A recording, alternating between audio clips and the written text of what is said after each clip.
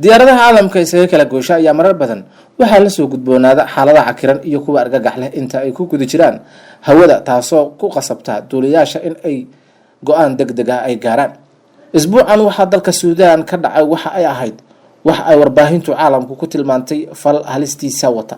diyaarad rakaab ah ayaa lagu qasbay in ay dib ugu laabato garoonka diyaaradaha ee ku yaala caasimadda Suudaan ee Khartoum kadib markii bisad xanaaqsan oo lagu arkay halka ay fadhiistaan wadayaasha diyaaradaha isla markaana ay weerartay duuliyaasha waxyar un kadib markii ay hawada gashay diyaaradda. duulimaadkii Arbacadii ee diyaaradda Sacuudi Taarko ee ku sii jeeday caasimadda Qatar ee Doha ayaa ku bilaabatay si habsami leh.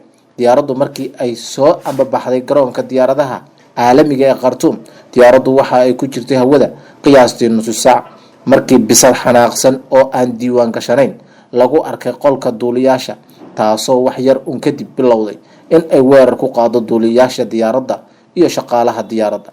kadib markii isku day kasta oo lagu xakameynayo bisada dagaalan ka waday ayaa lagu guul daraystay, duuliyuhu wuxuu qaatay go'aan ah in uu diyaaradda rogo oo uu ku laabto caasimadda dalka Suudaan si loo xalliyo qalalaasahaasi. baaritaan ay sameysay shirkadda Al Suudani waxa ay ku heshay macluumaad muujinaya in diyaaraddu lagu baakimay garoonka diyaaradaha Khartoum ka hor duulimaadka. xogtoodu waxa ay muujinaysaa in bisadu ay u badan tahay in ay si dhuumaaleysi ah kusoo dhex dhuumatay inta lagu guda jiray nadiifinta ama markii ay injineeradu ay baarayaan diyaaradda.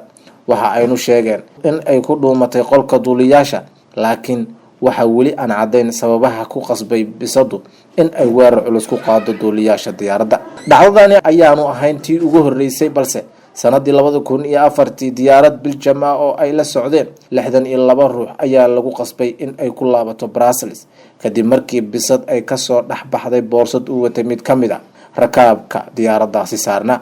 bisada ayaa ugu dambeyn bilowday in ay dagaalanto kadib markii rakaabka ay bilaabeen cunto cunis. bisada oo lagu tilmaamay mid si weyn u dagaalamaysay ayaa ku qasabtay duuliyaasha in ay dib ugu laabtaan magaalada Brussels ee dalka Belgium.